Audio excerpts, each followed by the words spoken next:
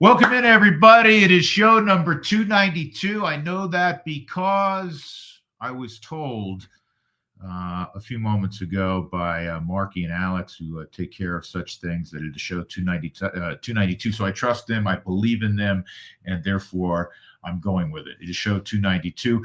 And glad as always that you're along with us. I was also told to make sure that I make this public service announcement that starting on around January 1st, when we began this new year, I personally formally moved into the 21st century with this little podcast, which is in its sixth year, and it's been a fun little project for us. And so we're on video. We're on the Mile High Sports YouTube channel, and we're part of the Mile High Sports family. And they were gracious enough, when everybody else probably wanted nothing to do with me, to put their arms around us and let us come in. So if you're listening to the audio version, not to see me, but if you want to see my guest periodically, you can catch us and a lot of other great podcasts and programming. Troy Rank has a great podcast on here on the Mile High Sports YouTube channel.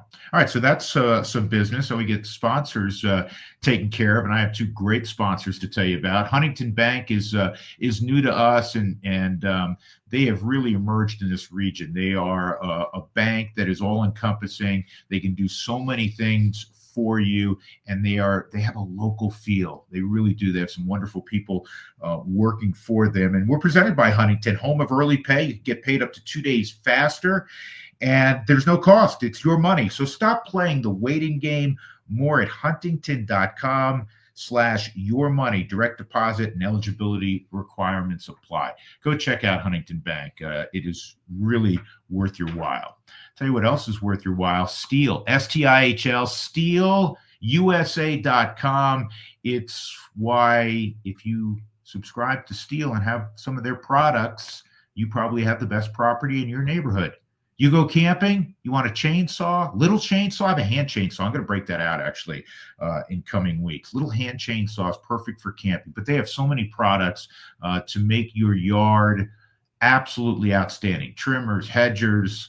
We talked about the chainsaws. They have blowers. They have riding mowers. I was on a zero-turn riding mower about a year ago in their warehouse. Fabulous. I wanted to buy one even if I didn't have a lawn. I mean, it's remarkable stuff, and they have a dealer right around the corner from you, because there's more than 10,000 around the nation. StihlDealers.com is where you'll find the location, and Stihl USA is where you can go shopping. Again, it's STIHL, or if you look in the lower right-hand corner below Huntington Bank, STIHL, so you know how to spell it.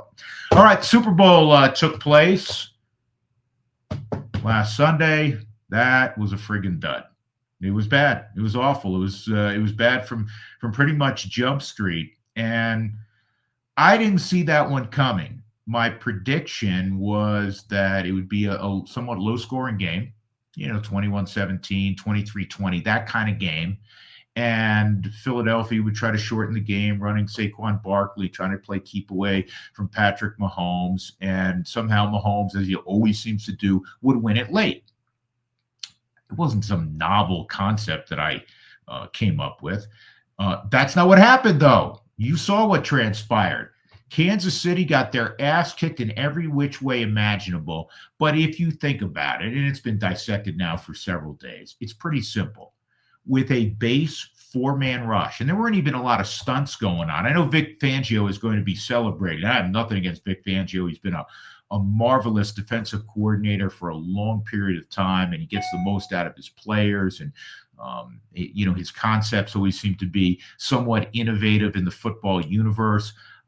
But they never blitzed. They didn't do anything exotic. It's that the four down rushers, down linemen, whipped the ass of really six blockers. Kansas City, tried to chip with the tight end, keep it back in. They just got their ass kicked. And Kansas City, and Andy Reid, who's so innovative, he never adjusted really to a quick game. He tried to move the pocket a little bit in the second half and do some waggle stuff and sprint outs. None of it worked. And by that point, they were too far behind. It was simple, though.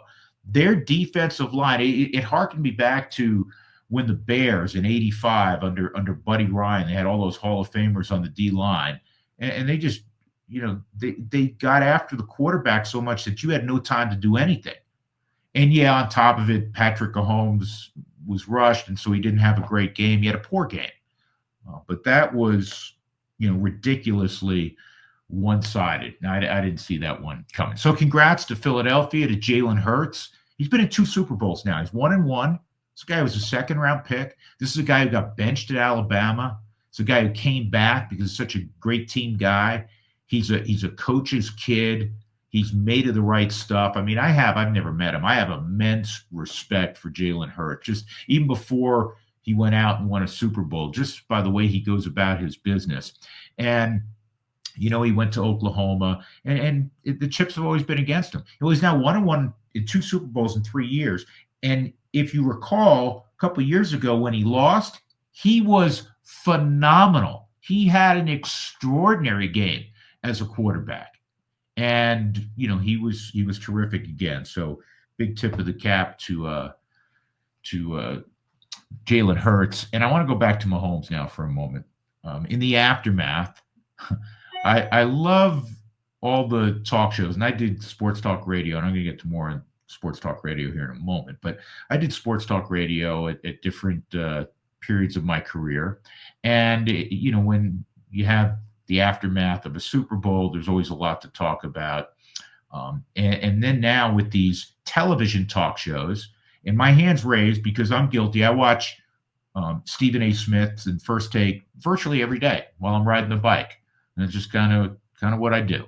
And we contrive arguments to have because, quite frankly, sports now is 24/7, 365, but there's not really juicy things every day to talk about. Like a week ago, when Anthony Davis gets traded basically for Luka Doncic, that's something to talk about. That has substance. It has meat on the bone.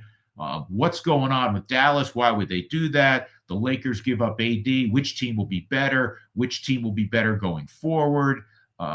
There's a lot to unwrap there, right? Well, what happens in the aftermath of especially a dud football game like this Super Bowl, excuse me, fighting the back end of a cold, what you get is, well, we can table the Patrick Mahomes is a GOAT conversation. Well, this whole GOAT stuff, it's kind of a recent thing. We do it in every sport. Who's the GOAT? Michael Jordan, LeBron James. Who's the GOAT? Tom Brady? Or if Mahomes were to win last Sunday, does Mahomes now, even though he has a ton of football left, eclipse Tom Brady? I find it mind-numbing. I find it anti-intellectual. I listen because, I'm a sports guy, and that's what I do when I'm working out. But come on, man. First of all, Patrick Mahomes, going back to him, has been remarkable. He's had a fabulous first, 7, 8 years of his career. He's going to play probably another decade, right? Barring something unforeseen. There's a lot more to be written on his resume. Tom Brady, who did it in a different way, he's great. He won 7 of them. There's no taking that away. Threw one of the prettiest passes in the history of the game. After doing it with Belichick in New England for a long period, he did it in Tampa. He's great. Maybe he's the best. Maybe Mahomes one day will be the best. But to debate this on and on and on, guess what? Here's a news flash. There's no right answer. And you don't remove Mahomes because he had not a good game in this Super Bowl and his team was outclassed. So I did want to mention that. Some other things about the game. There were a lot of eyes and ears on Tom Brady. Speaking of Brady, because now in his new role, he's the $37.5 million a year for 10 years lead analyst for Fox. That's right, a $375 million 10-year deal. And it's a new role for him. First of all, I have great respect for Tom Brady because everything he does, he prepares his tail off. We know he did that in his NFL career. He changed his body around and all of the stories that who follow sports, and even if you're not, you're familiar with. I feel like he has done the same thing in this new world, the broadcast world. there are a couple of things I've taken away from watching him this year, and I will give him somewhat of a pass right now because of who he is. He was, anointed number one from Jump Street. Greg Olson, who was very, very good as an analyst, was moved down a notch because this guy is arguably the GOAT, right? He does not have a great voice. Nothing he can do about that. It's okay, right? When he's being interviewed, you don't notice it, but when you're listening to a game for 3 hours or so, it doesn't necessarily cut through. But one of the things I hope he develops, because right now he is, unfortunately, as a lot of young broadcasters do, and there's no real training ground, especially for former athletes when they jump in the booth. There is for people who do play-by-play. You work your way up, and if you're fortunate, you get to a fairly high level, right? On the analyst side, whether you're a former big leaguer or NBA player or NHL player or NFL player or coach, you're probably not going to Saskatoon to do major junior hockey and then try to hopefully one day get a job with the Edmonton Oilers as their television analyst. It's just not how it works. So their training wheels are on as they're on, in the case of Tom Brady, on the biggest game every week that Fox has. So going back to Brady, he's not telling me anything that I don't already know. And one of the reasons Tony Romo was such a revelation when he first got that job at CBS, it was different. And if you think back, and he's doing less of this, and I don't know why, but if you think back to Tony Romo and why he got everyone's attention, is that he's a quarterback. And this sport's about quarterbacks and how much they study, and they walk to the line of scrimmage, and everyone who follows the game understands to some level pre-snap read. Well, when you're on television and you've studied all week in preparation for whatever game you're doing on the weekend, Tom Brady should do like, or more frequently, do like Tony Romo used to do on a regular basis. And that is, give me a pre-snap read based on look, based on formation, based on the homework you've done and the intel you've received from both teams, coordinators, head coach, players, what you think is going to transpire. We got bunch trips right. We got, Z motion left, whatever it is. I want to hear from Tom Brady, who's forgotten more football than anyone will ever know, and he's the greatest quarterback of all time, arguably. What's he see? What's it look like? What's the coverage? Look out for the corner blitz from the boundary side. I want to hear that. That's revelatory. That's new. That's what I want to see, because Tom Brady was this brilliant guy who always knew where to go with the football. That's what you get with the Peyton Manning, Eli Manning, the Manning cast. Tom Brady has to graduate to that level. And, I hope he's able to do that. And then I understand also there's a kind of a broadcast bromide that, the muckety mucks, don't, always give them a reason to stick around. Give them a reason to watch, and then give them a reason to stick around. Well, it's okay, deep in the third quarter, when it's like 34-0 or whatever the heck it was, that you're honest with your audience and not, well, if they can get a touchdown here and then a turnover, excuse me, guess what? There ain't enough possessions. I'm not saying, hey, turn the channel, but I don't know. Big shout out, though, to Kevin Burkhardt. Kevin Burkhardt remains one of those guys as a play-by-play guy. He's just really steady. I think he tees up his partner really well. He did that with Brady on Sunday. So my hat is off also to Kevin Burkhardt. All right, back to the NFL for a moment in terms of players. Travis Kelce, the aftermath of the Super Bowl, the huge disappointment. Now the question is, will he come back? My guess, and I know nothing. I don't have Trav on speed dial. We don't text. But my guess is, just watching him this year, because I like watching the Chiefs. I like watching great teams. You know that. My guess is that he's done.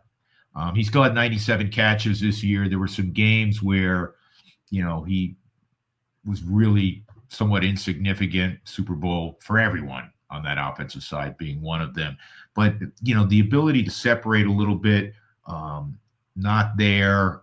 I can't even speak to what he's gone through playing the number of games he has over a lengthy NFL career. And as he pointed out on his New Heights podcast with his brother, that, he's playing most years 3 more games than everyone else is playing. So my gut tells me he wants to go out somewhat on top and not be a shadow of what he once was. But we'll see. The other guy that always seems to be ubiquitously in the news, and that is Aaron Rodgers. Well, it was announced a few days back or leaked to Adam Schefter that Aaron Glenn wants to move on from Aaron Rodgers. That's the right move. I mean, if you're Aaron Glenn and you're the New York Jets, you're starting anew. He wants a fresh slate.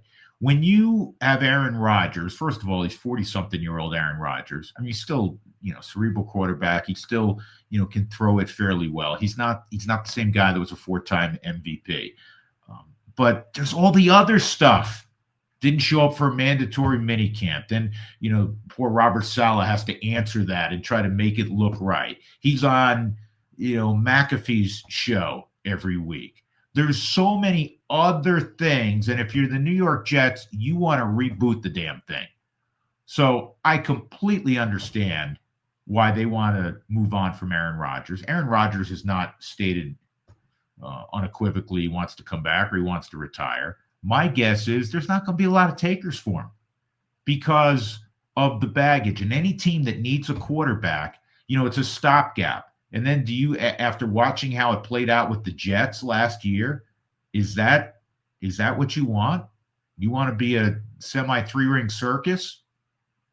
So my guess is if it was Vegas odds, I'd say Kelsey is going to retire and we'll see him on just like his brother all over, the media and commercials, and they'll get the 10 many more Taylor Swift concerts. And Aaron Rodgers, I don't know, maybe he'll be hawking,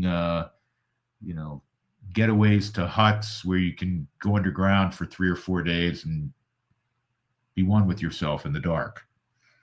I'm excited about the Four Nations Cup. Now, I'm not a fan of a lot of these in-season tournaments. For instance, the NBA, the last couple of years, that in-season tournament where the court is like some bright color and they're saying that, this is a big deal and the finals are going to be in Vegas, I'm out on it. I've said that before. I'm completely out on it. I could give a rat's ass who wins the, December in-season tournament. It's about playing 82 games, and then you play 2 months, and there's 2 teams at the end, and one team is the last one standing.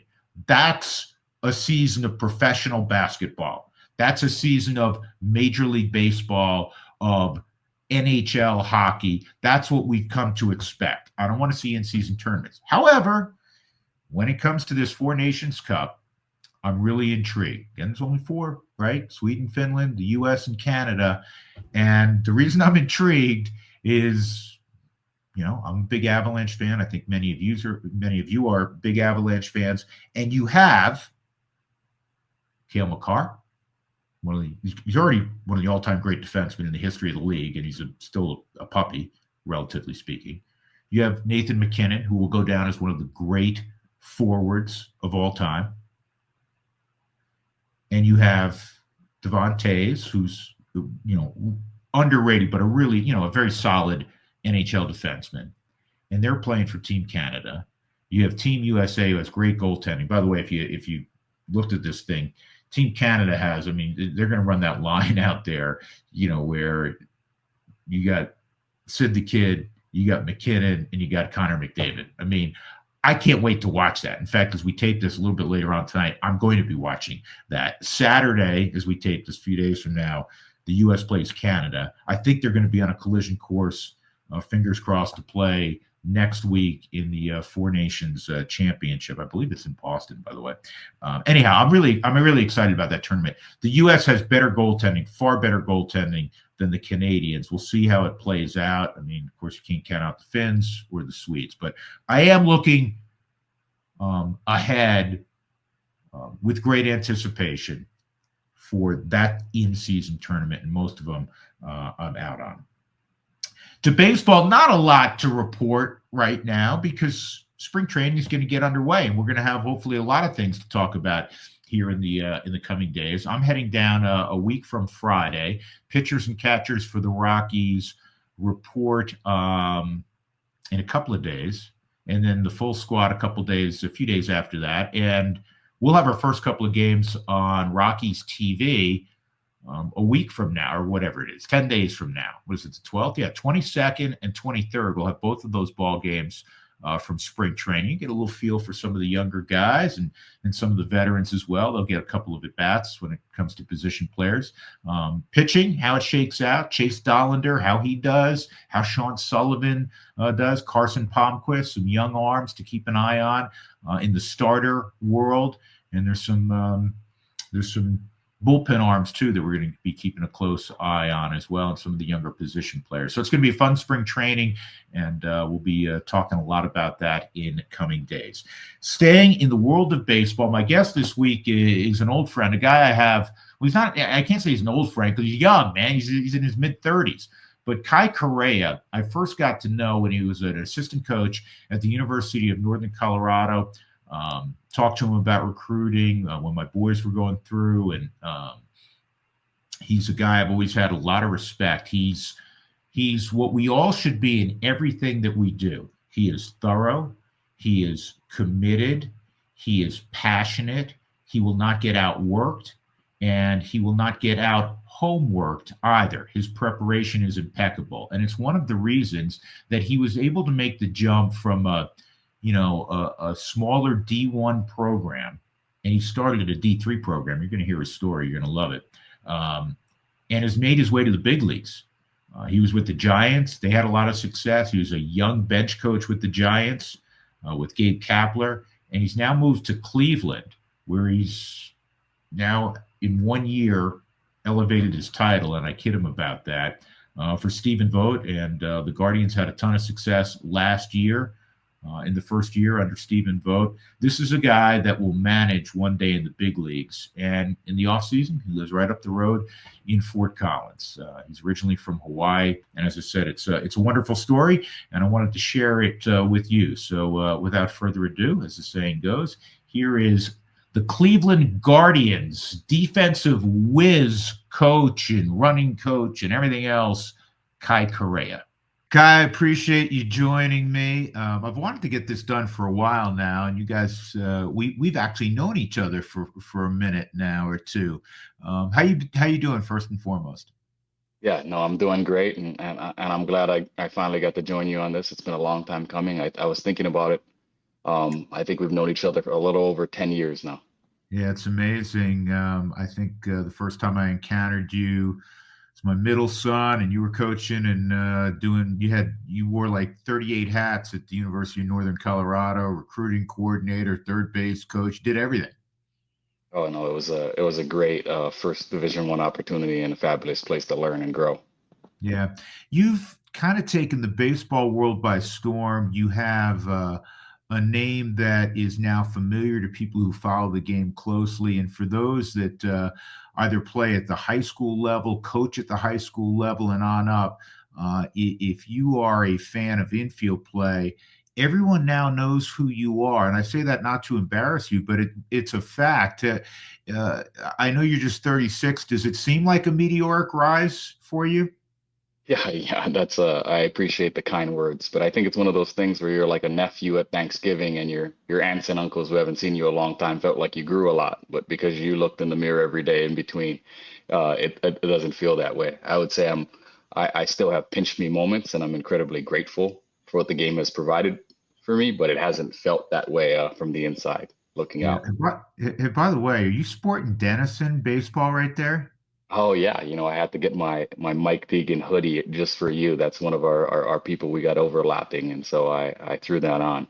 Yeah, obviously my oldest Jacob played for Coach Deegan for a while at Denison. He is one of he's another guy I'm going to have on. He's somebody else. We'll start here. He's somebody else from the D3 world that has a great following, phenomenal respect in the baseball industry, and that's where your beginnings were. I mean, you're originally from Hawaii, but you got your baseball start at least post high school at the University at Puget Sound. Did you always want to coach?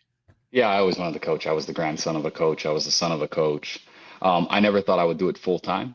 I thought that it would be a supplement, that I'd be a local high school coach or a community college coach in addition to having a day job, but it was something I was always passionate about. Yeah.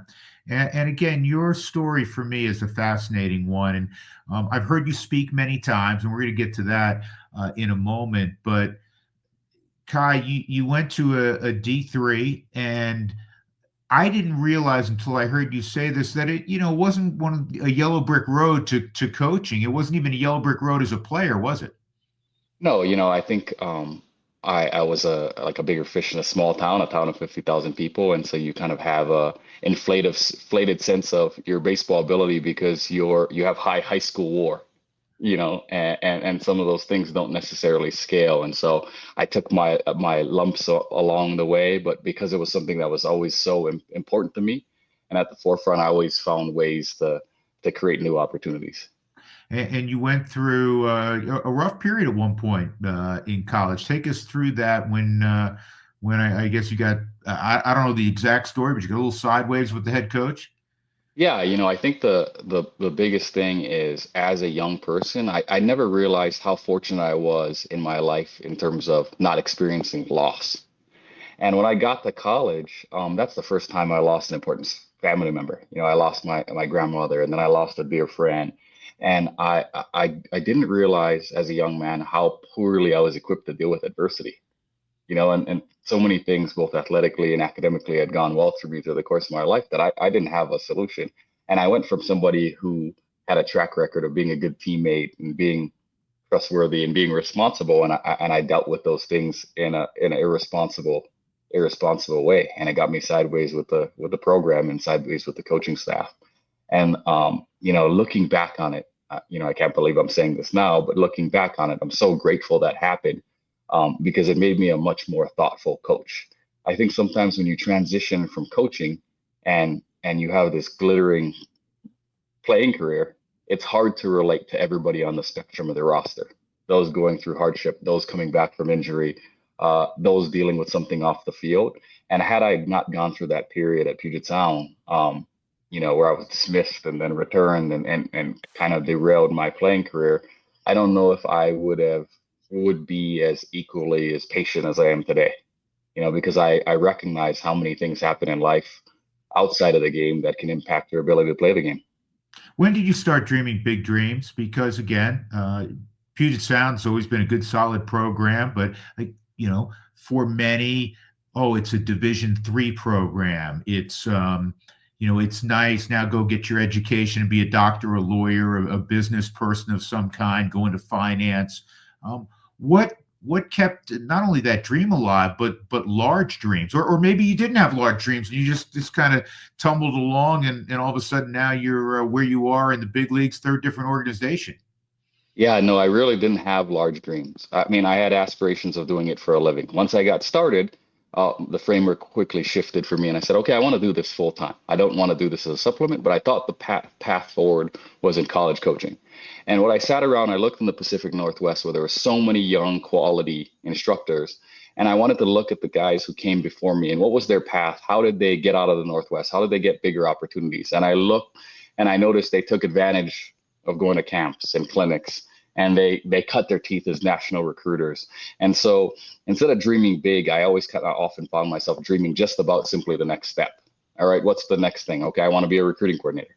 Okay, after that, oh, I'd like to be a volunteer at a Division I school. And after that, I'd like to be a Division I recruiting coordinator. And I kind of always had these incremental bite size in mind, I never in my wildest dreams that I'd think I'd find myself in professional baseball, let alone in a major league dugout.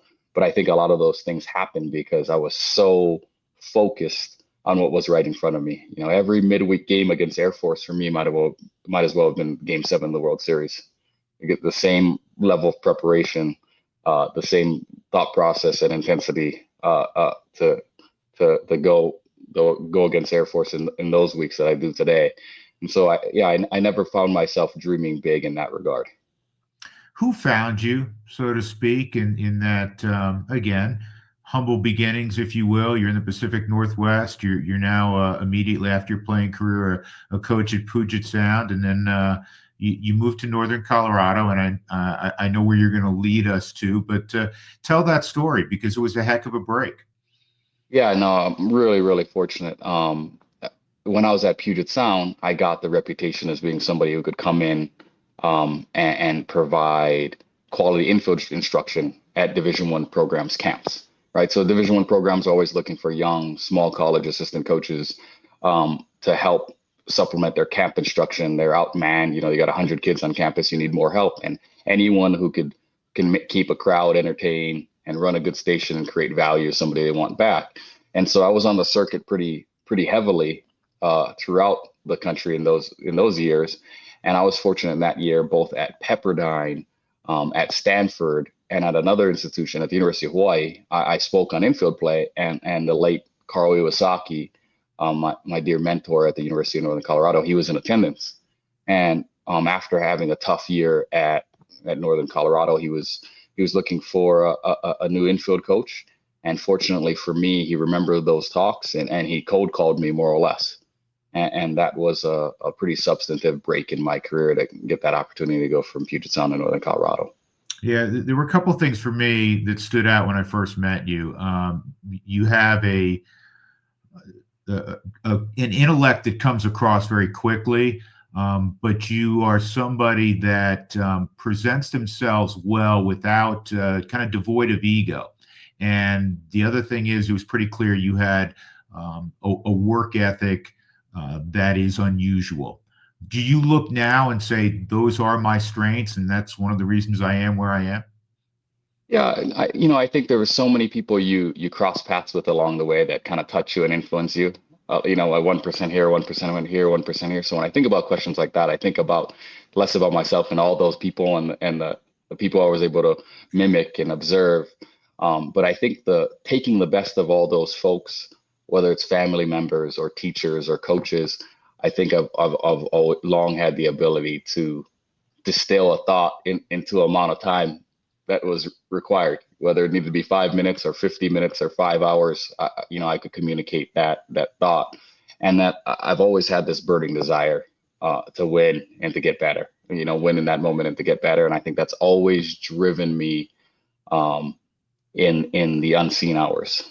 I think that's long been a superpower for me. I'm not a procrastinator. I can accomplish tasks throughout the course of off seasons or quiet periods or summers. And so that came in handy, whether I was mopping the locker room at Northern Colorado or trimming the edges at Puget Sound or preparing a spray chart. In present day, I think I approach all those tasks the same way.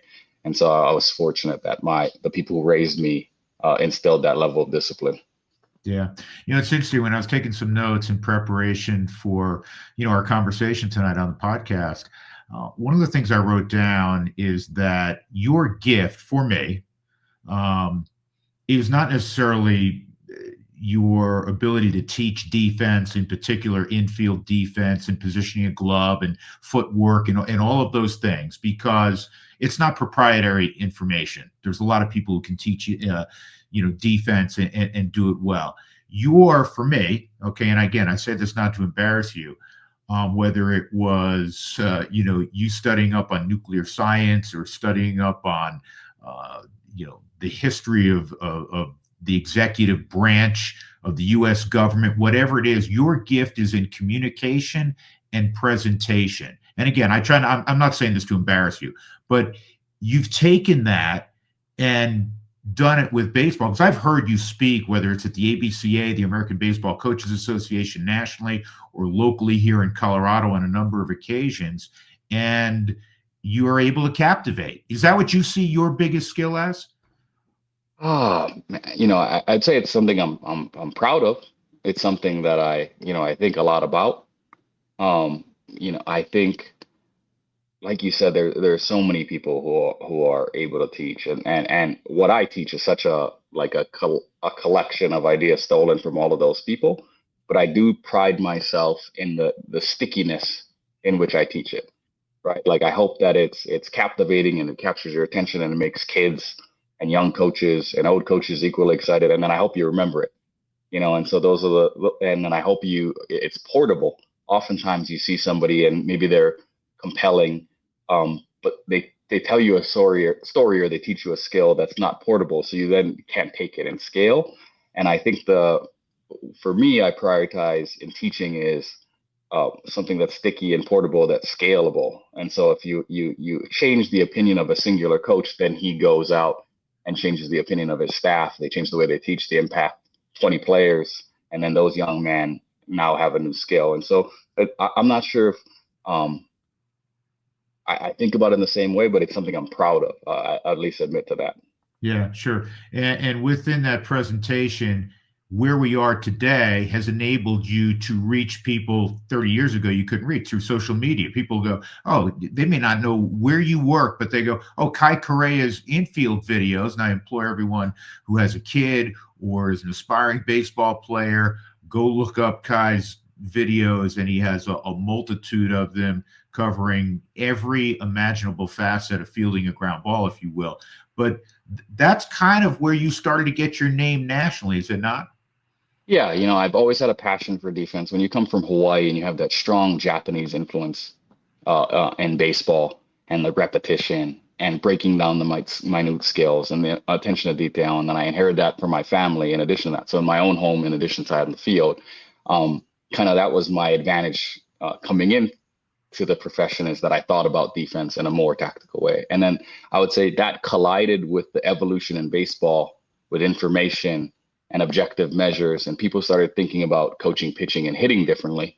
But infield had kind of stood the test of time, and been passed down by this oral tradition. And so I kind of found myself trying to bridge the gap between what was old and what has always worked, and what should never go away, and what is new, and thinking about it in objective ways and thinking about it in the context of skill acquisition, and creating game-like environments and evaluating players in a more accurate fashion. And so, yeah, I kind of came at the collision of all those things, my own personal history and at the point the game was evolving itself.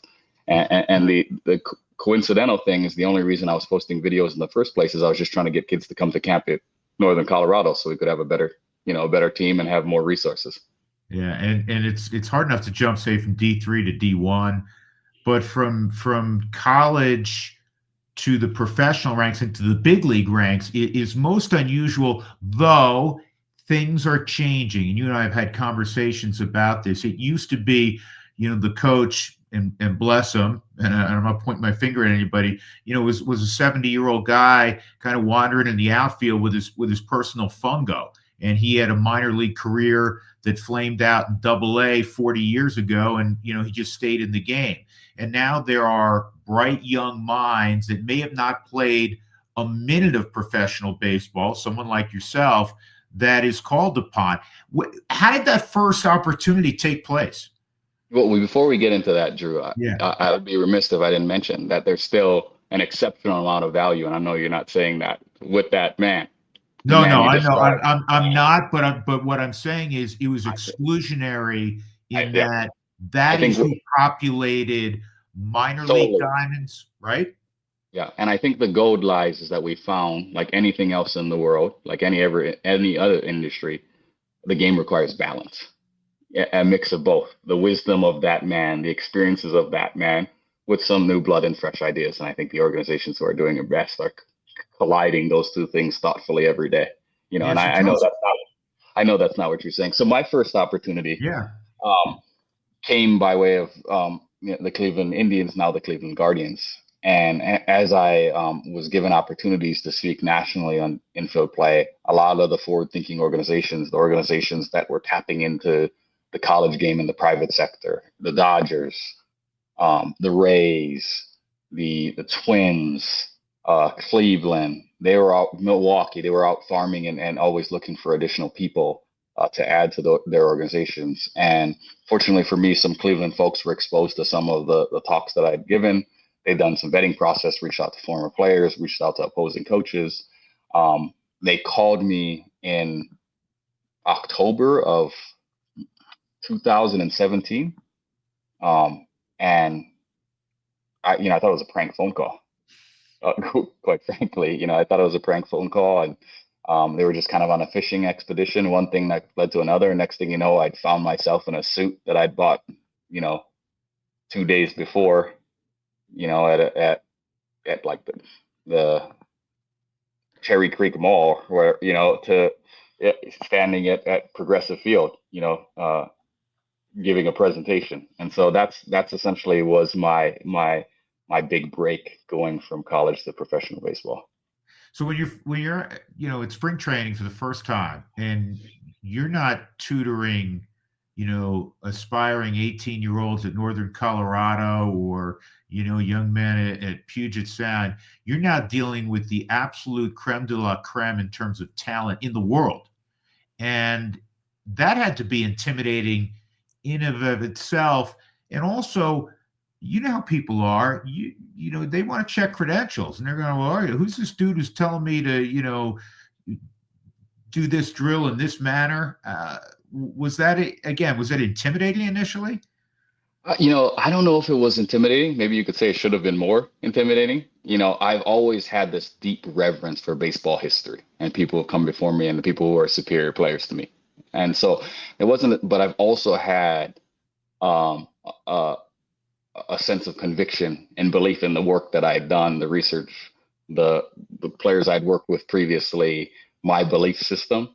And so I think those two things collided when I went to professional baseball, and that's what they call feel, right? You're constantly at the balancing point between self-confidence and reverence and respect. And so I was incredibly grateful that the infield infrastructure at Cleveland was so strong. So Johnny Goro, who's been in the game for over 60 spring trainings, he was Billy Martin's bench coach. He was still there in the infield department. And Minnie Mendoza, who passed us last year, who'd done 40-something spring trainings, he was still there. And Travis Fryman, who had been the infield coordinator before me, he was still there. And John McDonald, who was the infield coordinator after him, who passed the book, he was still there. And so it was like you were elected to office, but the previous 5 presidents were still there. And so I had that resource library every single day, and they filled in the gaps. Every experience they had was every experience I didn't have. And they welcomed me with open arms. And I think that's what really insulated me and got me off to a great start. And because that Hawaiian baseball tradition where I had this reverence for those guys, I think that was the leaping off point. The linchpin to any success that I had early in professional baseball was on the shoulders of those men. What do big league infielders that you work with, what do they want the most to kind of earn their trust, if you will? What do they ask for the most from Kai Correa? Yeah, I think when you think about it, you'd be surprised how much the modern player has outsourced his development his entire life, right? If you think about a 25-year-old man right now, right, like born in 1999, playing Little League in the mid-2000s, he went to a pitching coach, and then he went to a hitting coach, and then he played for 3 different club teams. So he has this very different expectation about where information comes from and who he learns from. And so by the time he gets to this part in his career arc and he's cracked into the major leagues, he knows the difference between BS and good stuff. And all he's looking for is for people around him who are going to put him in the best position to succeed. Whether it's drill environments, whether that's advanced information, whether that's cueing on a specific movement, they're just trying to surround themselves with the most people who have their best interest in mind and have done the work to be prepared to point them in the right direction. And so, as crazy as it may sound, I've had an easier process establishing relationships with major league players than I did the guys I played with in college, who I had, and then had to turn around and become their infield coach, right? Because these guys, all they're flushing out is whether you're full of it or not, right? And once they figure out, okay, this guy's got my best interest in mind, and he's done the work ahead of time to prepare me and give me and my family the best opportunity to succeed. Let's roll. Right? Kai, I And then remember asking you. Go ahead. I'm sorry. no, and that's been the same for the Evan Longorias and Brandon Crawfords of the road and the young guy, right? Like Yeah. they all been through it enough that their BS detector is really, really quality, high quality. And so they just want to know. They want to know why you're there and whether you're ready to help them. And once they figure out the answer to yes, they're ready to work. Yeah, you took me to my next question because I remember asking you at the time when you went to the Giants and you're working with some legendary guys. I mean, Brandon Crawford made his name initially when he came out of UCLA and he moved quickly through the system. The Giants had a need for a defensive shortstop. It was way before he was beating the Rockies every other series with late night home runs. Brandon Crawford, multi-gold gloves, obviously Evan Longoria, a storied player first in Tampa, and then you get him later in his career. Again, I keep coming back to that word intimidating. Initially, was it working with that? And is this guy going to buy in or these guys going to buy in? Because, they've been there, done that, so to speak. Again, it goes back to that same group of veteran coaches that I happen to be under, in Cleveland, and then being partnered with Ron Wotus, the legendary third base coach and infield coach, who would work for Felipe and Dusty and Boch, and then now Cap. I always had people who were thoughtful in guiding me. And one thing I learned from all of those men is the higher caliber of players, sometimes you got to let them come to you. And fortunately for me, that was the path I chose early on with Crawl and Longo and Belt is, all right, let's have a feeling out period. And I'm going to prepare like they're going to ask me 100 questions every day, but I'm only going to give them the answers to the questions they ask. If they ask none, I'm not going to be disappointed. I'm not going to force feed it to them. I'll wait for the next day. And every single day, I waited and I waited and I waited. I knew that if I tried to create an opportunity, if I tried to put my mark on their routines, on the way they prepared, it was going to be about me and not them. And fortunately for me, those guys are such perfectionists. Those guys are such pros. Those guys are such winning players that they each had a moment where they say, hey, what do you got on this? Hey, what do you think about that? Hey, what'd you see me do there? And then that was my opportunity. I had to be disciplined and give them a 30-second response when I wanted to give them my senior thesis on it, and hope that it made sense. And check for understanding. And when they said, okay, that sounds good. Hey, I'd like to work on that tomorrow. Okay, crap. Now here's my opportunity again. I got to be disciplined. Okay, can I have a solution for them that's going to be less than 5 minutes in the manner they wish they want? And so that's really what those early days were like, was trying to be thoughtful and strike only when there was an appropriate opening, because those guys deserve that level of respect, what they had accomplished. And I'm grateful to call those guys friends, to this day. And they really became teachers to me as much as I was a teacher to them. So what are your, whether it be the best in the world, which you deal with on a day-to-day basis now, or collegiate players or aspiring collegiate players who are in high school, what are your 2 or 3 absolutes for infielders? Oof, that's a really complicated question, because you could take this in a bunch of different directions. I think that there are some physical checkpoints that all good infielders get into, right? When they arrive at the balls, they arrive in a fundamentally sound, like triangular base, which gives them the opportunity to go backwards or forwards with their glove and work with 1 or 2 hands, right? Most fielding mistakes happen because of like inefficiencies with that just general position. Hey, I arrived late, I arrived deep, I arrived narrow, I arrive out of balance, or I lack the ability to either go forward or backwards. And so I think if I am a young infielder, how often can I get into a really good position? A, and then B, am I equipped from that position to move my glove in varying directions, to deal with all the different factors that could change the way the ball bounces towards me, right? I think that's the first thing. The second thing is controlling the baseball in your middle of the body. Once you've acquired the baseball, Can you get the baseball into your middle of your body into a strong position where you can establish a quality grip and align your feet, your hips, and your shoulders to a target?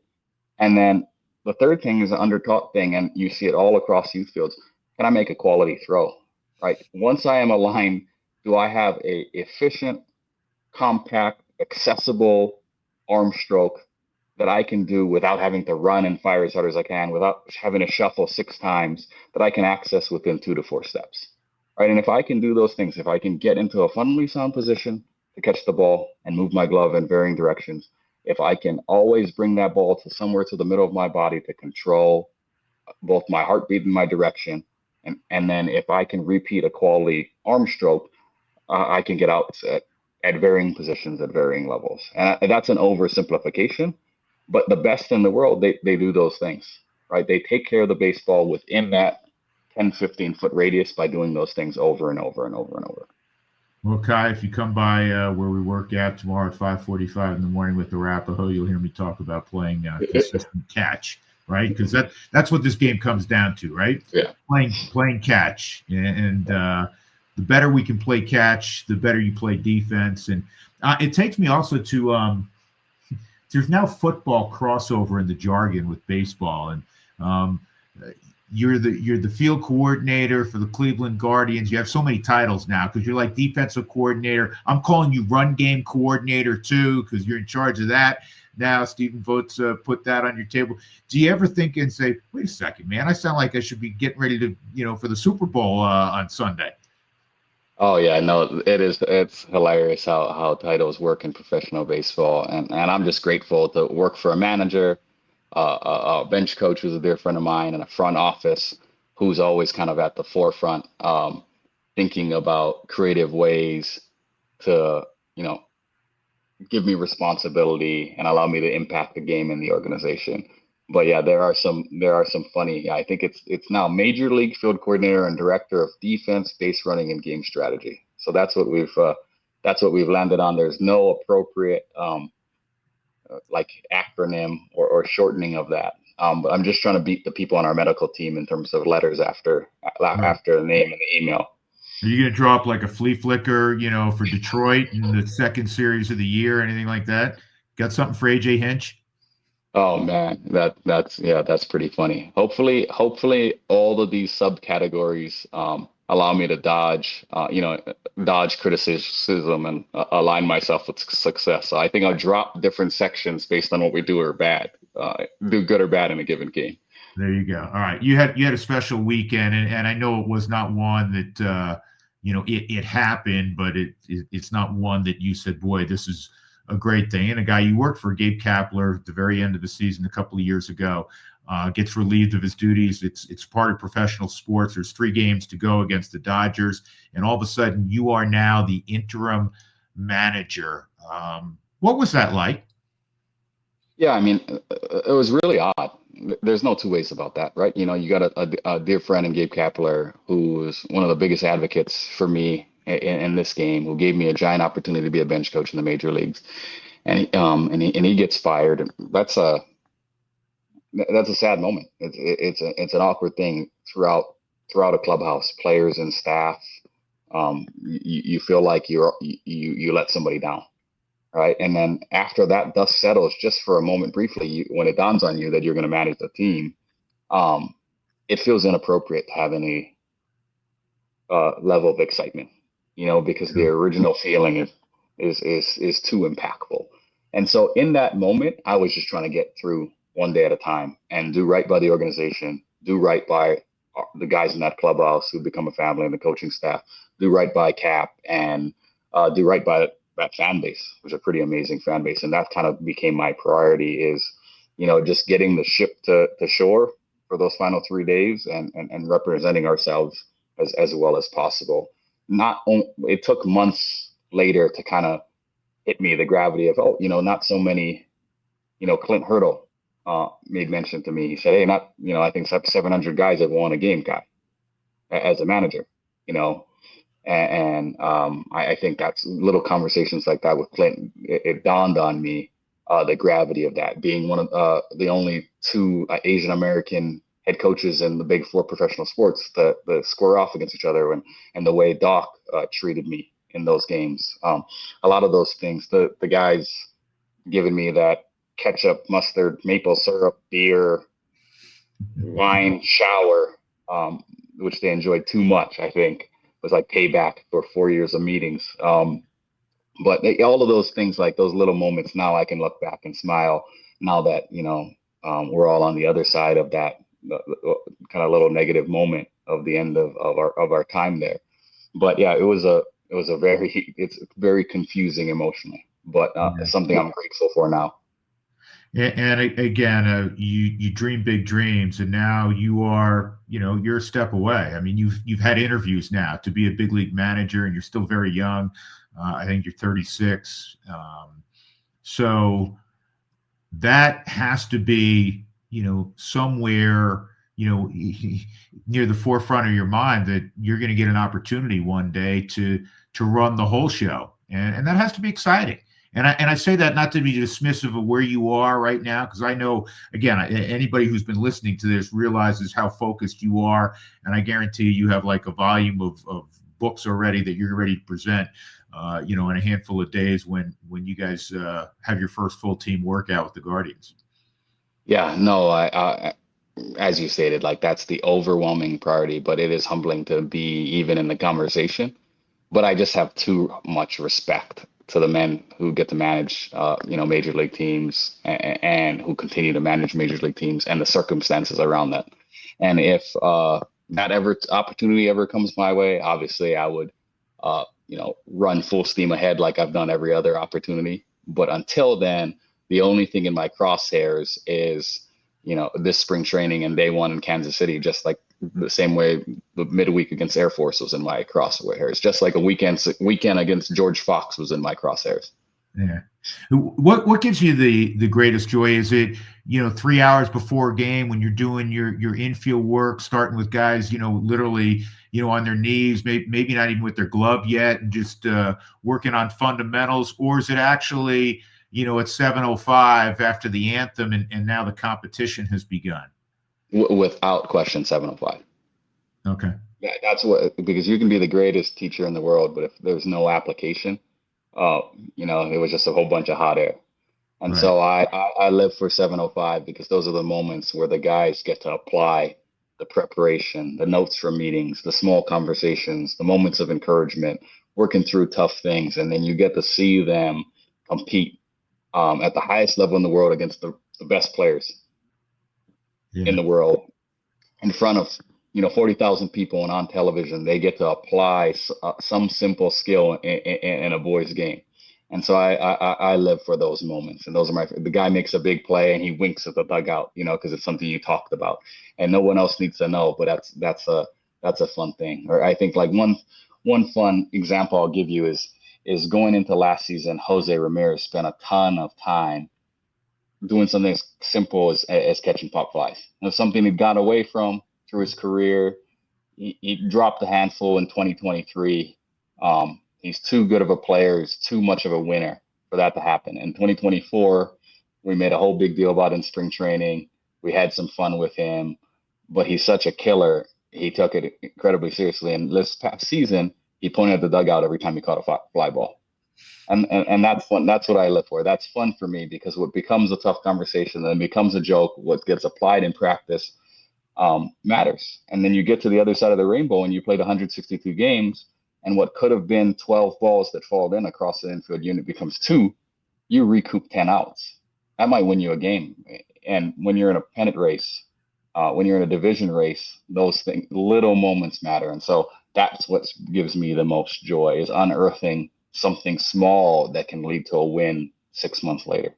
Yeah, I want to ask you about Jose, because for me, and probably for many, he is on a very short list of, and some of it is a byproduct of playing Cleveland, let's be honest, one of the most underrated true superstars in the game.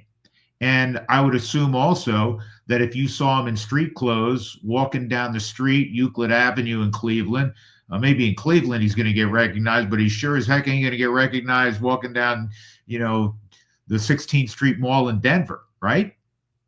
This Without guy's question. this guy's special though. He's different. Yeah, I mean, he's on a Cooperstown trajectory. Yeah. You sit down and you look at a piece of paper with what he's accomplished year and year and how well-rounded he is. It's insane. Yeah. And you and I, we're recording this. We're talking. It's February 6th. You know who showed up in Goodyear, Arizona today at February 6th on February Jose 6th? Ramirez. Jose Ramirez. Yeah. I mean, that's not arriving just before the bell. He's a week ahead of pitchers and catchers, right? And so it does not happen on accident. You don't come out of non-pole position like he has, non-prospect, limited opportunity, and become a perennial MVP candidate. He literally can will himself to do great things. Yeah, I'd be remiss if I didn't bring up the Rockies really quickly, and their similarities in terms of market size and revenue, ability to produce revenue. We have the Dodgers, and they sit up here, and of course Steve Cohen in New York, and the Yankees, and then virtually everyone else.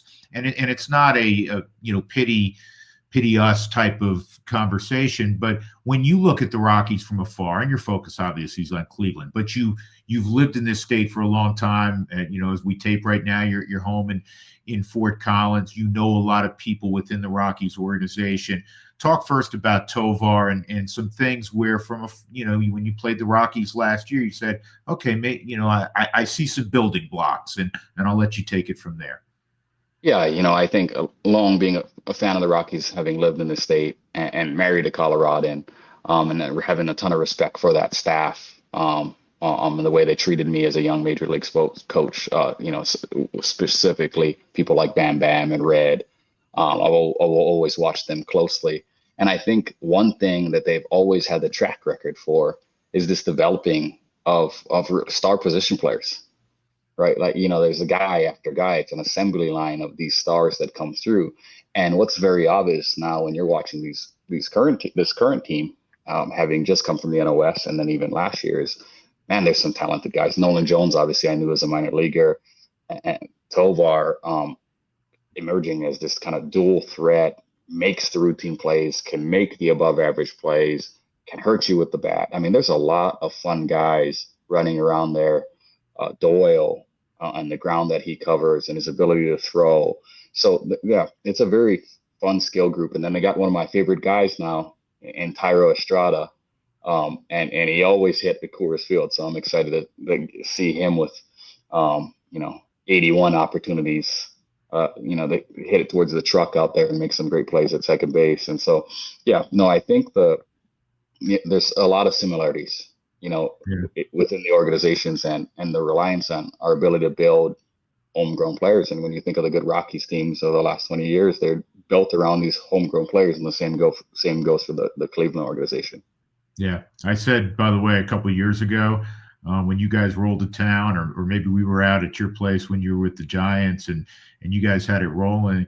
And even at that point, with a team full of bigger names, I thought at one point, maybe halfway through the season, that Tyro Estrada was the most impactful Giant at that point. And I know he was banged up a little bit last year, but hopefully the Rockies are getting that version of Estrada. Yeah, no, I think you and I talked about that in 22, where he was arguably our best player for stretches there. And I think there was a big game at Coors Field. It was late. I think Pierce Johnson was on the mound.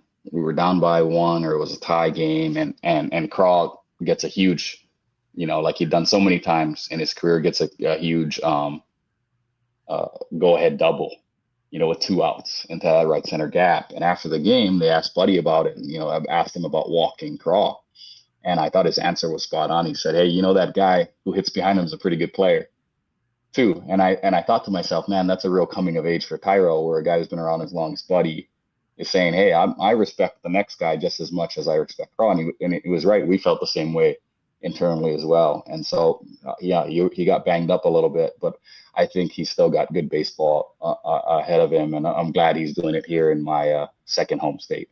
Yeah, absolutely. Kai, you got to get some sleep, man. I appreciate you doing it after the kids go to bed. And in a strange way, I can say this because I got a few years on you, but having known you for a while, I'm really proud of you. Everything that you've accomplished is so well deserved, and I wish we got to see each other a little bit more during the season. In fact, we go to Cleveland this year, so we'll see you at your place this year, which is always fun. But nothing but the best. You guys are going to have another good team, and one of the interesting things also is the guy that you're working for has considerable ties to Colorado. Played a couple summers for the now defunct Colorado Foxes up in Fort Collins. So that's pretty cool stuff. No doubt. Well, thanks for having me, and thanks for your kindness throughout the course of my career. You got it. We'll talk soon, Kai. Thanks, bud. Big thanks to Kai Correa. He's got big things on the horizon for him. So it'll be fun to watch his career. And for those people that maybe saw him who had kids playing high school baseball or college baseball and never interacted with him, you know what a wonderful person he is. And certainly it comes out in that interview. Before we get on out of here, a couple of notes. The Avalanches, we know they're watching their buddies play in the Four Nations Cup, but playing pretty good hockey going into the break. It's going to be paramount for them to continue that ascent for the postseason and see, how good they can be, mid-late April and beyond. Hopefully, fingers crossed, they can be a surprise this year. A couple of years ago, they were the hunted, and now they're hunting. So we'll see how that plays out. The Nuggets go into the break playing wonderful basketball.